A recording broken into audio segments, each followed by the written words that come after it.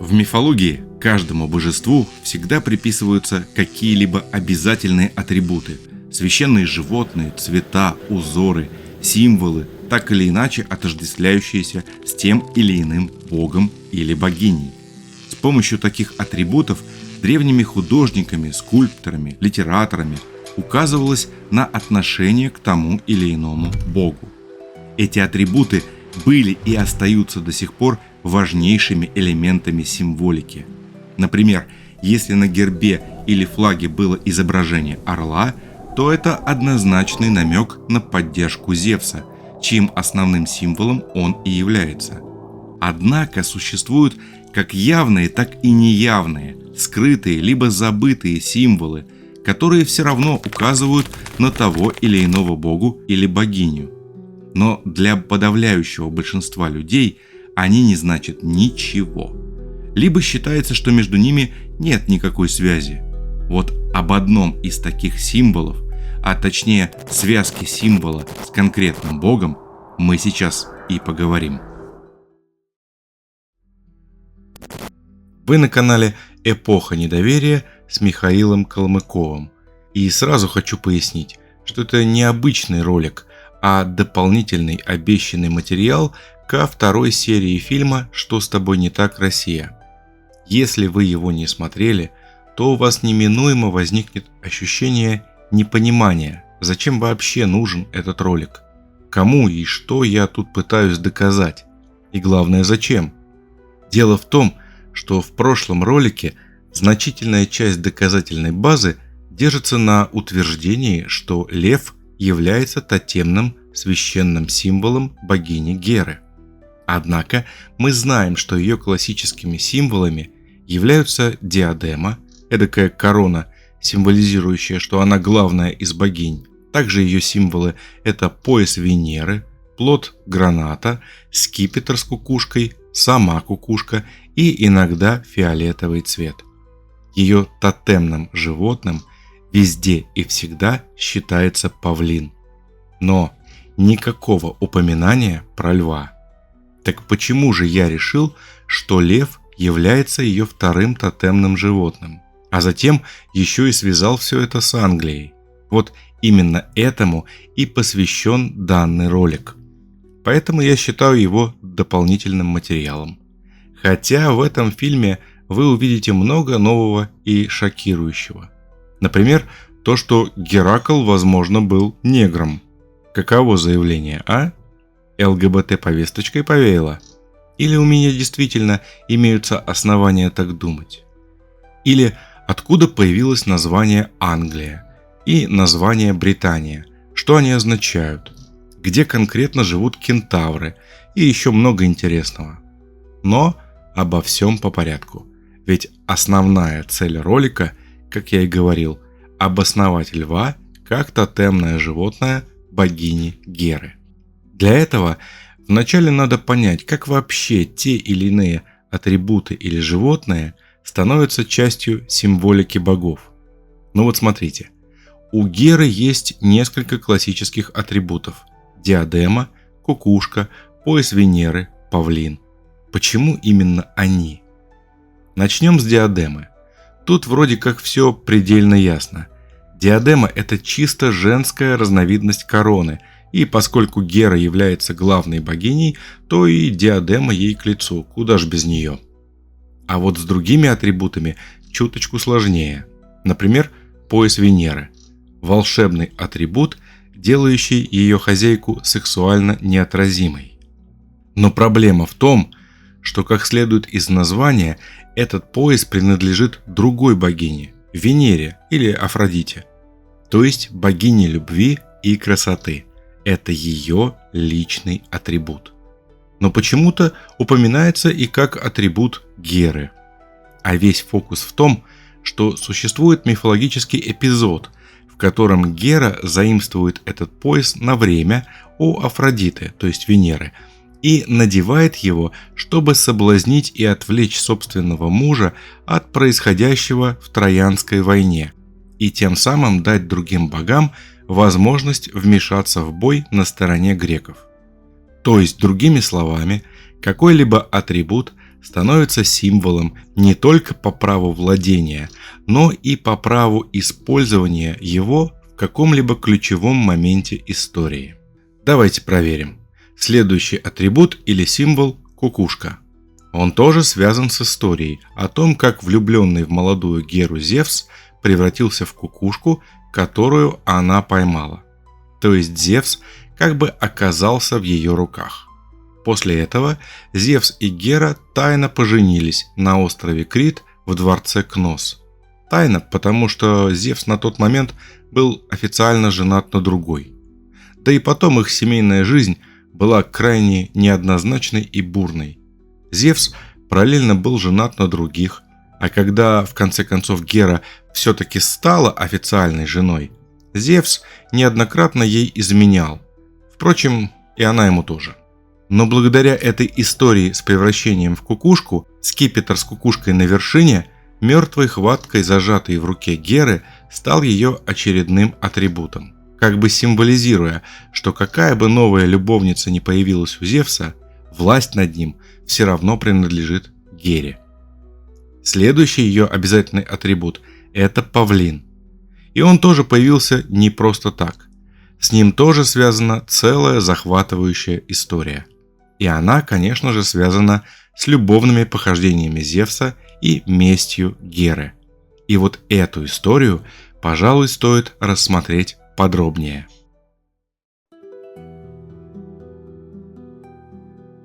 Одной из любовниц Зевса была Ио, дочь царя греческого города Аргос. Та самая Ио, в честь которого названа ближайшая к Юпитеру, то есть по греческой классификации Зевсу, планета, разрываемая сейчас приливными силами самой большой планеты в Солнечной системе. Итак, когда Зевс в очередной раз мило и комфортно проводил время с молодой любовницей, Гера, заподозрив неладное, решила нанести им неожиданный дружеский визит. Но Зевс каким-то образом предугадал нехорошее развитие событий и в последний момент прямо перед ее появлением превратил свою молодую любовницу в белую корову. Гениальный план, можно сказать. Приходит мстительная жена с целью совершить кровавую расправу и суд над неверным супругом и его любовницей, а супруг мирно ходит по травке на лугу и пасет коров. Гениально. Но коварную Геру так просто не проведешь. Само собой, она заподозрила, что кто-то хочет ее обмануть. Но ввиду отсутствия прямых доказательств измены, она, тем не менее, решила отложить расправу до появления прямых улик. А если быть точным, то попросту превратить план Зевса в свою извращенную месть. Она вынудила мужа подарить ей эту корову и поставила сторожить ее на выпасе многоглазому великану Аргусу. Происхождение этого великана достоверно неизвестно. Есть множество различных версий даже у античных авторов. Например, Эсхил и Акусилай считали, что он сын богини Геи. Ферикид считал его сыном Аристора. Асклепиад считал его сыном Инаха. Псевдоаполлодор и Киркоп считали его сыном Аргоса. Точнее, в одном случае он считался сыном Аргоса, который в свою очередь был сыном Зевса и Необы, а во втором случае он был сыном царя города Аргос, Агенора. Вот такая невообразимая сборная солянка. Великан Аргус, рожденный в городе Аргос, охранял царевну города Аргос, заключенную в теле коровы. Но на самом деле вся эта каша может легко быть расшифрована. Вот смотрите, великан был многоглазый. Глаз у него были десятки, если не сотни. И пока половина глаз бодрствовала, другая половина спала и наоборот. Вам никого не напоминает? Тогда я напомню. У Геи было множество детей-великанов, гекатонхейров, у которых кроме сотни рук было еще и по 50 голов. На каждой, естественно, по паре глаз. То есть этот великан вполне мог быть одним из гекатонхейров, детей Геи. Это подтверждают те авторы, которые записывают его в дети Геи. Все правильно, именно она рождала таких странных титанов. Тем более, что на некоторых картинах и вазах он как раз имеет несколько голов. А прочие упоминания о его происхождении могут укладываться в местность, которую он изначально охранял или которая ему принадлежала. Она названа, собственно, по его имени – Аргос. То есть, скорее всего, не Титан был назван в честь города Аргос, а наоборот, город и местность Аргос были названы в честь территории, которая ему принадлежала. Тогда все встает на свои места. Вполне возможно, что иногда он засыпал или уходил на очень длительное время, и очередное его пробуждение или пришествие записывалось как новое рождение. Это же объясняет и то, почему он стал служить Гере, охраняя царевну, а не царю Аргоса, чья дочь это была, и кому он, по идее, должен был подчиняться, если бы он был сыном царя Аргоса. Ведь фактически это была бы его сестра. Итак, эта многоглазая детина охраняла заколдованную принцессу до тех пор, пока к нему не явился суперагент Гермес, подосланный Зевсом. Этот агент 007 приложил немало усилий, чтобы усыпить Титана. Это было очень нелегко, ведь у него были десятки и сотни глаз, засыпающих в разное время, а усыпить надо было все и сразу. Тем не менее, это удалось. Причем для этого Гермесу пришлось рассказать историю любви пана к наяде, что считалось тогда снотворным рассказом. Но мы-то с вами сейчас прекрасно понимаем, что это было не что иное, как античная Санта-Барбара в 5000 серий.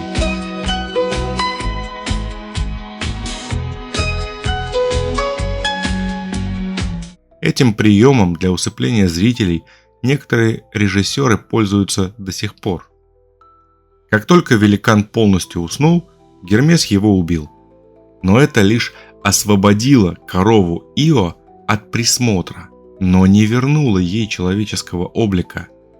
Далее корова начала странствовать по свету, спасаясь от чудовищного овода, которого наслала на нее в отместку за смерть Аргуса Гера.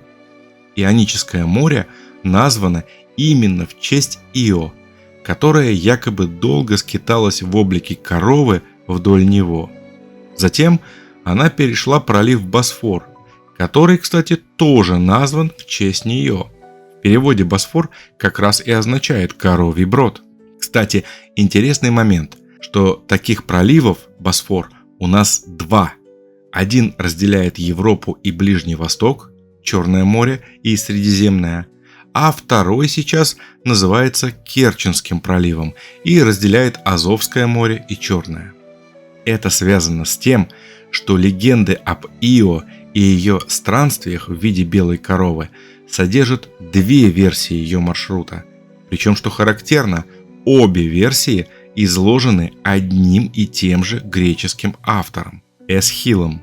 В его произведении «Просительницы» она движется коротким общепринятым маршрутом, который пролегает через турецкий Босфор, а затем вдоль Средиземного моря до Египта. То есть она все время двигалась вдоль берега. А вот в другом произведении «Прометей прикованный» все гораздо интереснее. Она движется более длинным маршрутом, через Керченский пролив, дальше на восток, за Каспийское море, которое в те времена, как мы знаем, было намного больше нынешнего. И затем она движется в те места, о которых не знали даже сами греки. В какой-то момент она доходит до скалы, к которой прикован Титан Прометей, то есть до самого края мира. И он, Прометей, рассказывает ей, где именно она сможет обрести человеческий облик. В Египте. Собственно, туда она, развернувшись, и направляется. Эта версия мне кажется более интересной, поскольку сразу закрывает множество темных пятен истории и ее пробелов. Вот смотрите, Ио в образе белой коровы шла через Крым, и он назван Тавром, то есть Бычьим островом. Затем она перешла через Керченский пролив, и он назван Босфором, то есть Коровьим бродом. Затем она пошла дальше, на край земли, за Каспийское море, и где-то там нашла прикованного Прометея, который, по совместительству, кстати, был еще и царем скифов. Так что тоже вполне совпадает. Затем она поворачивает обратно в Египет и очень вероятно проходит через Индию. Причем и через реальную современную Индию, и через мифическую Индию Тартар. И снова удивительным образом именно в Индии корову считают священной. Мало того, в Индии распространены именно белые коровы.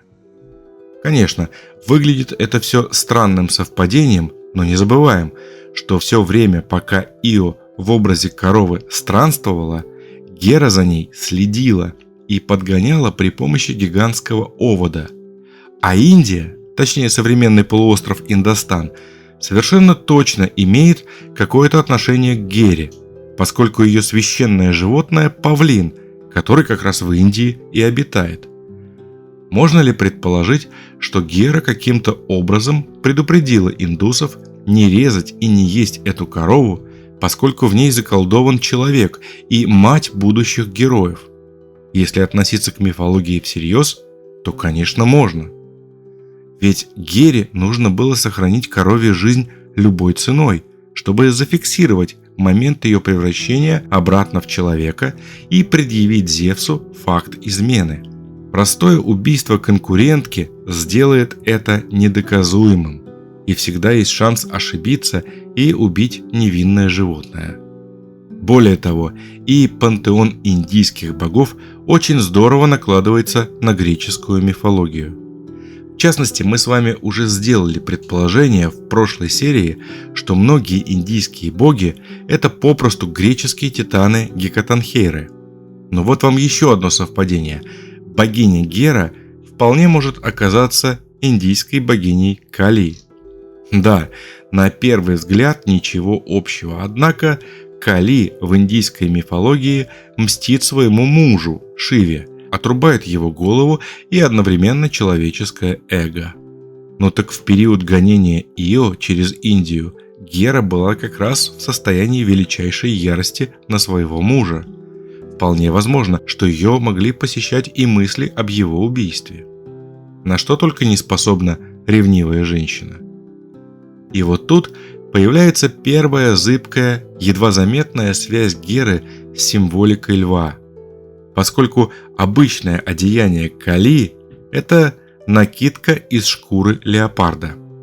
Да, конечно, леопард не лев, но все же из семейства кошачьих, и что характерно, само слово «леопард». Оно произошло от сочетания двух слов «лео» и «пардус», где «пардус» означает «прыгающий», а «лео», ну, сами догадайтесь, конечно, лев. То есть леопард – это в переводе «прыгающий лев». Само собой у индусов свое название леопарда – тендуа, что на санскрите означает просто «острозуб». И в таком виде связь со львом теряется. Но в том-то и дело, что Лео Пардус – название именно древнегреческое. И вот в этом случае в греческом прочтении некая еле заметная призрачная связь есть. Но вернемся к странствиям Ио в образе белой коровы. После Индии она таки доходит до Египта, где Зевс ее расколдовывает, и она рожает будущего царя Эпафа, который в будущем построит город Мемфис и вообще станет царствовать в Египте. Кстати, согласно Эсхилу, именно этот сын Ио и стал первым темнокожим человеком в истории. Он так и пишет в трагедии «Прометей прикованный» словами Прометея, обращенными к странствующей в облике коровы Ио. «Близ устья Нила у наносов илистых, там от безумья Зевс тебя и вылечит. К тебе рукою прикоснувшись ласково, и ты родишь Эпафа темнокожего, дитя прикосновения, и землею всей, что Нил поит широкий, будет править он». Ну, то есть, если переводить на понятный русский, ты родишь основателя темнокожей расы, чьей землей станет вся Северная и Центральная Африка. А далеким его потомком станет Геракл, который и освободит Прометея. Кстати, получается, что Геракл был чернокожим? Очень интересный нюанс. В частности, Эсхил пишет словами Прометея так: «И 5 колен пройдет, и 50 сестер, очевидно темнокожих, вернутся в Аргос, не желая вступать в брак с двоюродными братьями в Египте. А поскольку других кандидатов, видимо, не было, они и вернулись на родину их прабабушки Ио. Там они мигом обзавелись женихами, которых, правда, потом почти всех убили. В общем, даже Прометей говорит дословно: рассказывать подробней – дело долгое, но семя это даст того отважного стрелка из лука, что меня от мук моих избавит». Так вот, возвращаясь к Ио, Гера даже после смерти Титана Аргоса не оставила ее в покое. Призрак Аргоса в виде пса преследовал ее до конца жизни. Ну а сотни глаз Аргоса Гера разместила на хвосте птицы павлина, у которого было для этого достаточно места, и оставила павлина рядом с собой, видимо, чтобы он наблюдал за обстановкой вместо Аргуса, ну или в память об убитом Аргусе. Вот такая занимательная история о том, как павлин стал священным обязательным символом Геры. Таким образом, символика тех или иных богов рождается из событий, в которых принимают участие боги и о которых нам доносят древние сказители, поэты и жрецы. А это значит, что для доказательства связи символа льва с Герой нужно найти искомое событие. Кое-что мы уже нашли, когда я рассказывал про Кали и Леопарда. История странная, связь между богинями Кали и Герой очень зыбкая, буквально призрачная. Поэтому не будем использовать ее как основное и единственное доказательство, а лучше поищем что-нибудь посерьезнее. К сожалению, кто-то старательно зачищает все даже малейшие следы и намеки. Поэтому нам остается искать не сами рассказы, но их следы, упоминания о них. И вот тут сразу хочу сказать скептикам, что такой метод вполне себе научен. Вот, например, поэма «Эфиопида», написанная Арктином Милецким. Я уже упоминал ее в прошлых сериях о войне богов. Так вот, эта поэма до нас не дошла, она полностью утеряна. Точнее, дошло всего 2 фрагмента в 3-4 строчки, да и те очень и очень поврежденные. Однако историки считают Эфиопиду полноценным существовавшим эпосом, поскольку сохранились отсылки на нее в других поэмах и изданиях. Благодаря ним мы знаем приблизительное содержание этой поэмы. Точно так же и я считаю, что имею право ссылаться на источники, в которых есть отсылки к ныне неизвестным, скрытым либо утерянным произведениям. Да, я имею в виду Джордано Бруно, о котором у меня есть целый отдельный фильм. Напомню, что Джордано был не просто странствующим монахом, но получил прекрасное церковное образование. Долгое время служил в церкви службы и читал огромное количество древних материалов, включая и Эсхила, и других греческих философов и поэтов. Более того, греческая мифология была одной из его излюбленных тем, так что знал он ее на зубок. И это знание неоднократно доказывал на допросах.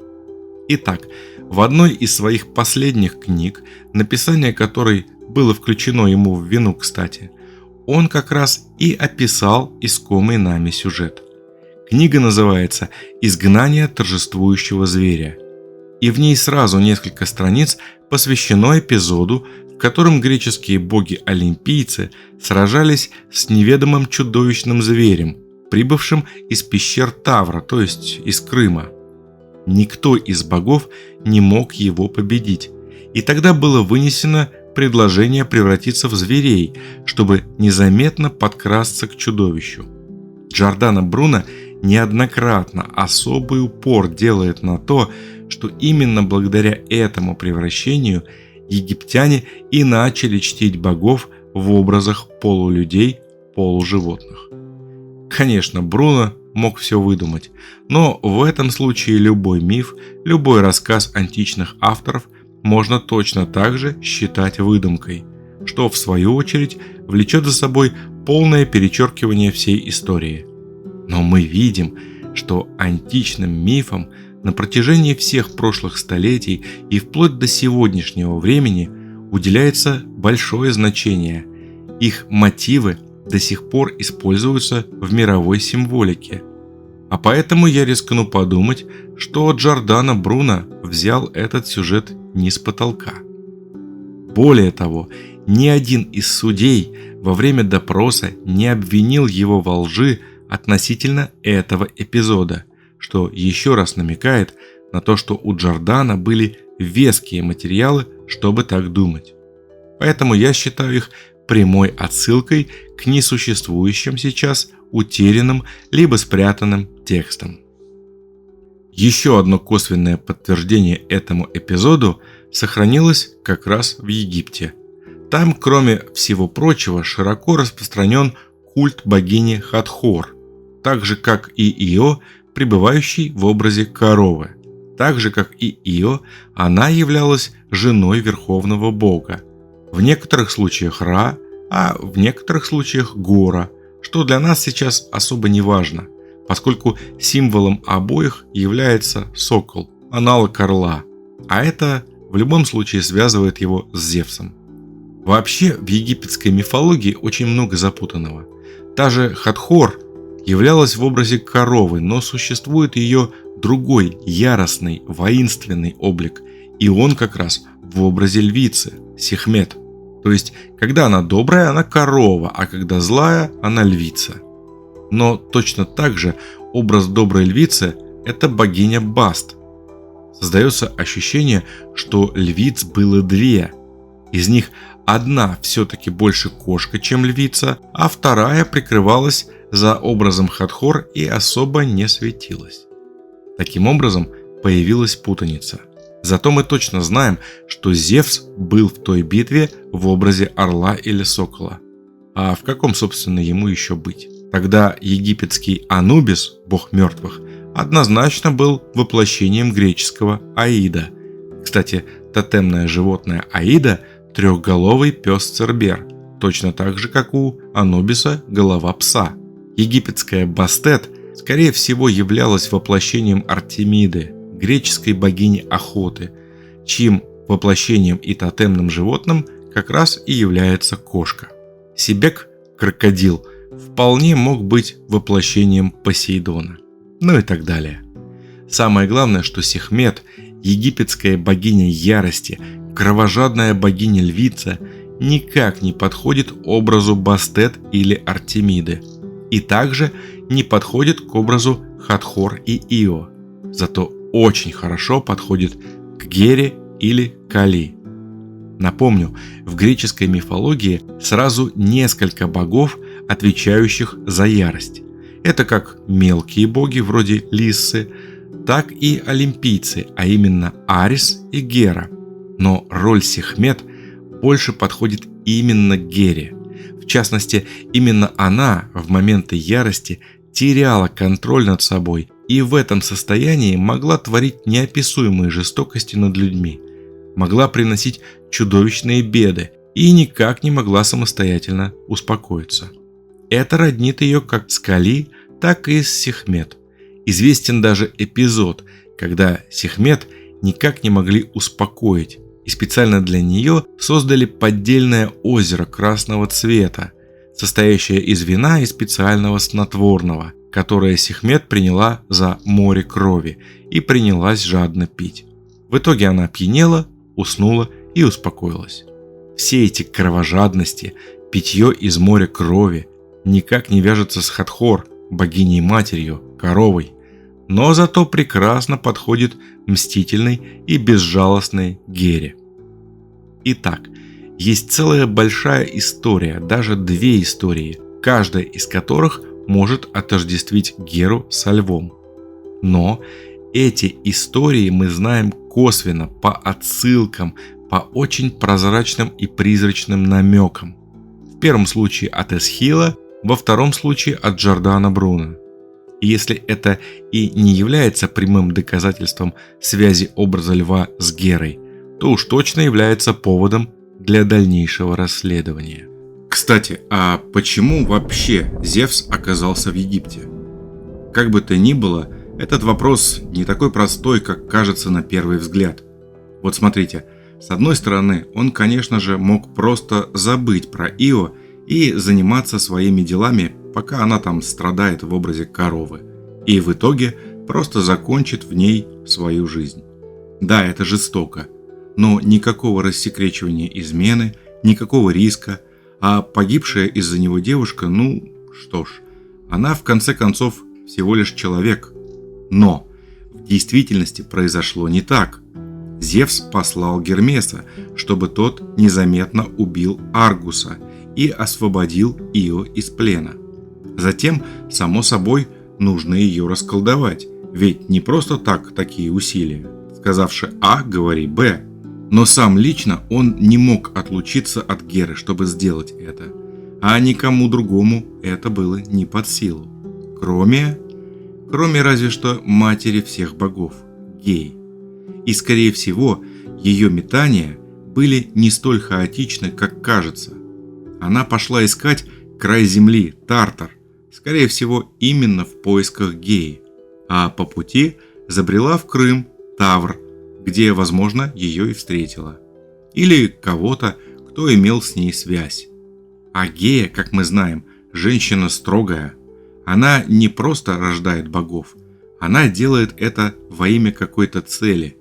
И первого своего мужа, который уничтожал всех ее созданий, Урана, она свергла с помощью своего сына Кроноса. А затем Кроноса сверг Зевс. А затем, за миг до Троянской войны, она послала полчища гигантов, которых не мог уничтожить ни один бог, чтобы свергнуть Зевса и олимпийцев. Так вот, может быть, как раз Ио в Крыму и разбудило то самое чудовище, одно из первых, с которым безнадежно и боролись в Египте все боги в образах зверей. Эта информация от нас утеряна, но во времена Джордано Бруно, когда бы он ни жил, она еще была, и с ней никто не спорил. Этот нюанс прекрасно объясняет, почему Зевс с командой был в Египте, почему он не мог отвлечься и почему Гера все-таки сделала вид, что простила его и позволила расколдовать Ио. Почему вообще понадобилось превращаться в зверей, чтобы подкрасться к чудовищу? Да попросту чудовище мстило за Ио и Аргуса, а может быть только за Аргуса. Обычных зверей не трогало, только богов. Но не забывайте, что самого произведения у нас все-таки нет, поэтому это лишь моя фантазия и предположение. А потому теперь попробуем зайти к нашему вопросу с другой стороны, с истории. Большими широкими мазками, смотря сквозь призму символики, а не людских поступков. И начнем, пожалуй, с Англии, поскольку именно ее я отождествляю с покровительством Геры. Англия. Итак, до 43 года до нашей эры про Британию известно не особо много. Там и путаница с датировками, и с жителями, да и вообще прямо сейчас нас это не особо интересует. А вот после этого началось вторжение Римской империи на остров. Сначала робкие попытки Гая Юлия Цезаря, а через 100 лет, уже в нашей эре, полноценное вторжение императора Клавдия. То есть, если рассматривать с точки зрения символики, это было распространение власти Зевса. Но в V веке нашей эры римляне почему-то оттуда ушли. Считается, что из-за частых набегов пиктов и скоттов и под давлением гуннов. Потом туда эмигрировали кельты в массовом порядке, а затем вторглись и многочисленные германские племена. В общем, история мутная, в ней еще копать и копать. Главное, что полноценная история Англии или Великобритании как государства началась примерно в начале VI века нашей эры. Британские острова начали в массовом порядке колонизировать германские племена – англы, саксы и юты. И уже к X веку нашей эры Англия представляла из себя более-менее единое государство. То есть ключевой момент в создании Англии стало ее завоевание германскими племенами. Вроде бы все логично, но стройная теория начинает немного шататься, если вспомнить, что германские племена тесно сотрудничали с Римской империей. Германские воины были одними из лучших ее наемных солдат. Таким образом, уход Римской империи с Британских островов в конце V века, а затем завоевание их германскими племенами в начале VI, можно смело считать просто возвращением Римской империи, но под другим соусом.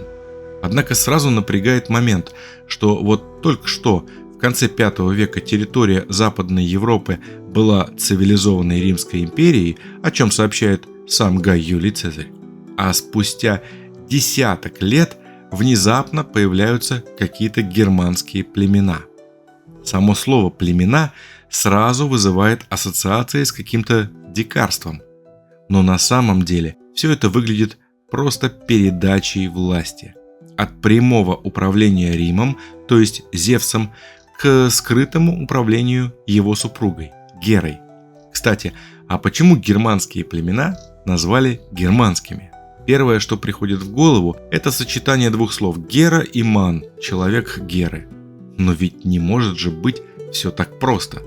Существуют версии, что слово «гер» на каком-то из древнегерманских языков означает «копье», и в сочетании с «ман» означает «воин». На французском «гер» – это «война», что тоже близко к «воину». Проблема в том, что это лишь версии, которые абсолютно ничем не подтверждены. Например, в Википедии есть еще одна версия, что это от кельтского «гаир», то есть «сосед». Ну, во-первых, где Гаир и где Германия, а во-вторых, эта версия тоже носит шильдик «вероятно», то есть ни разу не 100%. Одно известно точно. Первое название «германцы» было употреблено Юлием Цезарем в записках о Гальской войне. Причем с самых первых строк, с самой первой страницы Гай Юлий Цезарь перечисляет основные европейские племена и дает им характеристики. И уже с этих строк можно заметить несколько интересных нюансов, которые помогут нам в будущем. В частности, самыми смелыми и храбрыми племенами он называет бельгов и говорит, что они так храбры, потому что, внимание, цитата, «живут дальше всех от провинции с ее культурной и просвещенной жизнью». Что означает эта фраза? С одной стороны, все понятно. Живут дальше всех от провинции, дикари. Но, во-первых, это означает как минимум то, что еще до начала великих войн Цезаря с галлами культурный обмен между Римской империей и самыми дальними северными уголками Европы точно был. И он был очень серьезный, поскольку оказывал сильное влияние на людей. Вторая странность в том, что хотя Цезарь и перечисляет германцев в своей книге, но считает наиболее удаленным от провинции бельгов, хотя германцы по карте еще дальше. К чему это я? Да к тому, что культурный обмен между Римской империей, Германией и, к примеру, той же Грецией, судя по всему, велся гораздо интенсивнее, чем многие из нас привыкли думать. Германцы, галлы и кельты, судя по всему, были не такими уж и дикими, а значит, кочевала и мифология. Ну, чего стоят некоторые названия племен на картах тех времен? Например, на севере Испании племена Кантабры.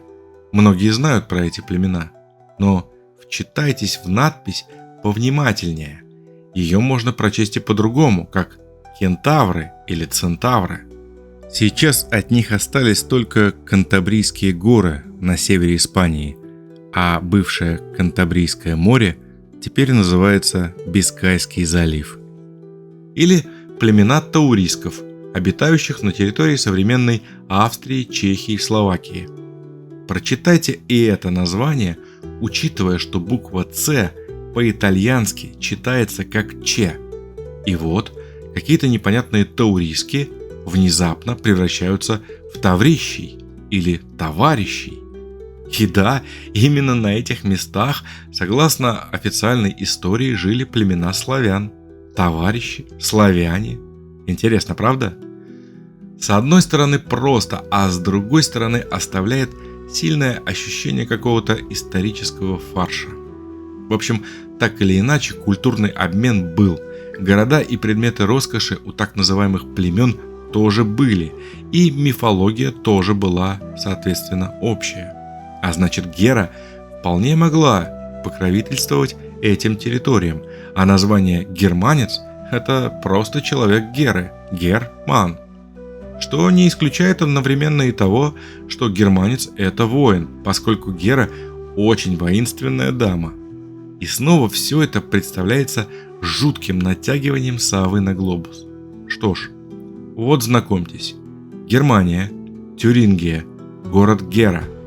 Что означает это название и как оно появилось? А никто не знает. А когда этот город был основан? А тоже никто не знает. Но первые упоминания о нем относятся к концу X века.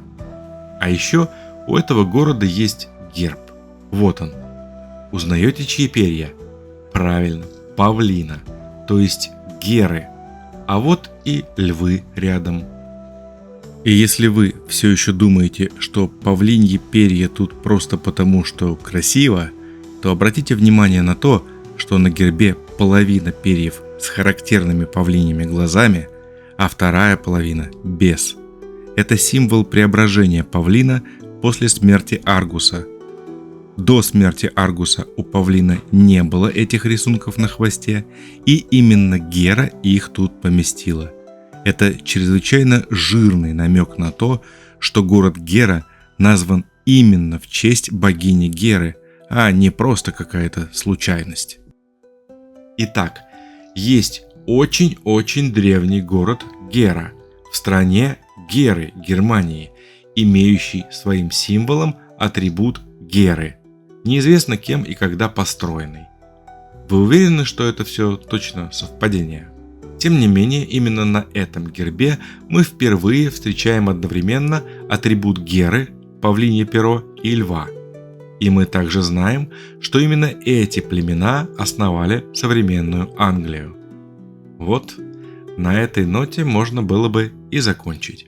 Аргументов, проводящих связь между британским львом и Герой, найдено достаточно, чтобы как минимум рассматривать эту версию всерьез. Но есть и еще кое-что. Неизвестная богиня. Дело в том, что в символике Британии совершенно четко и недвусмысленно показана некая богиня, которая является ее официальной покровительницей. Она изображена на многих древних и современных монетах Британии. Ей установлен памятник в Плимуте, графство Девон.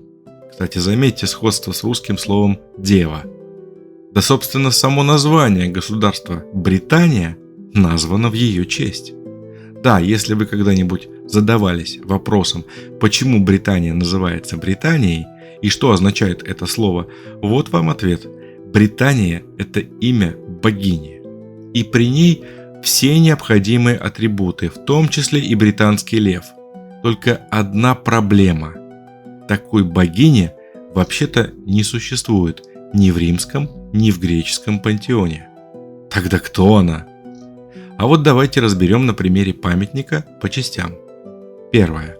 Доспех. Изображается по-разному, иногда без доспеха в женской тунике, иногда в доспехе, греческом линотораксе. Отличительные черты линоторакса в прошлом фильме. Второе. Шлем. Тоже древнегреческий, а именно коринфский шлем. Третье. Оружие. Трезубец. Четвертое. Щит. Овальный. Пятое. Рядом всегда искомый лев. Итак, согласно идентификации по оружию и доспехам, это однозначно греческая богиня.